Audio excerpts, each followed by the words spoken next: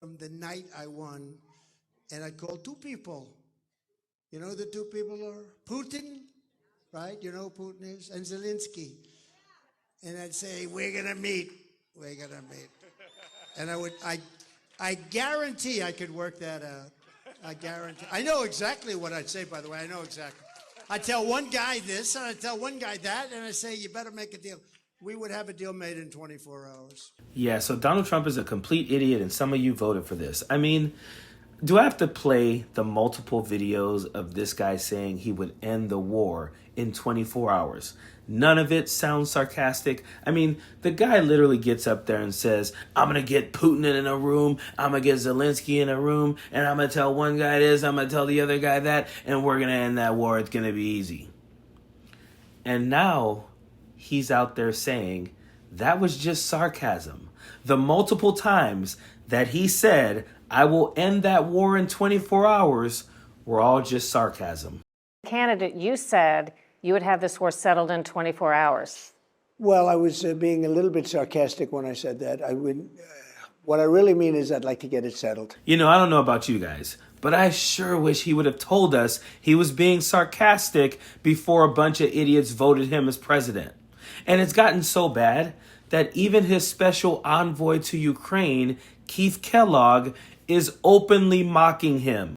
Remember, the president said he was going to end the war in 24 hours. We didn't say what day, what year. So yeah. You know, I'm so glad they can all laugh about this now. I'm so glad this is so funny to them. I mean, isn't it nice that we can all joke about this now?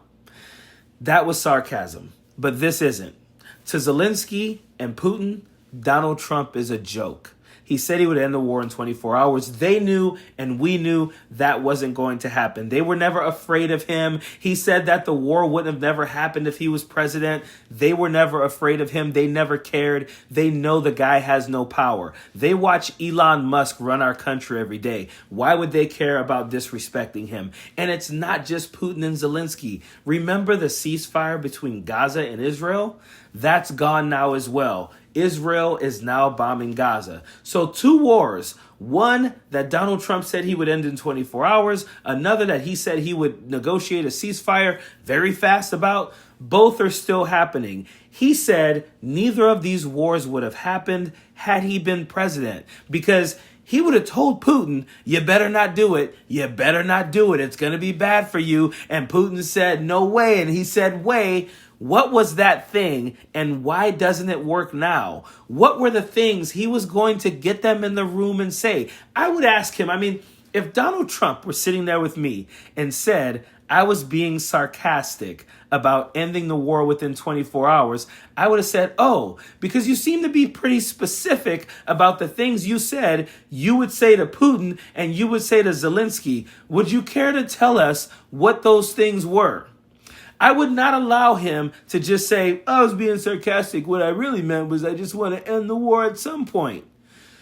None of these people respect Donald Trump. Understand this. This is why he is going around saying he was being sarcastic, because he knows Zelensky and Putin don't respect his power. He knows that no one believes that he could have ever ended the war, and no one believes that it wouldn't have happened if he were president.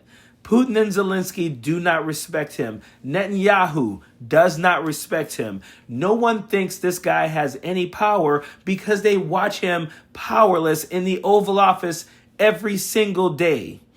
Elon Musk's son, little X, has more power than Donald Trump does. We've all seen that. The guy is embarrassing. His administration is unserious. You have a bunch of people who used to warn us that this was going to happen if Donald Trump became president. And now those same people are silent and licking his boots for a little bit of political power.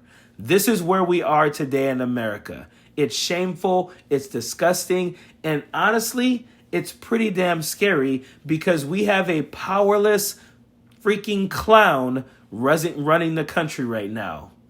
Period. Hey, if you like my content, please be sure to hit that subscribe button. Also, check out the merch at leftlaughs.com. As always, I appreciate you guys supporting my channel.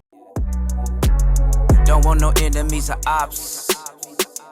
Envy in they heart, I tell them stop. dancing on the yacht.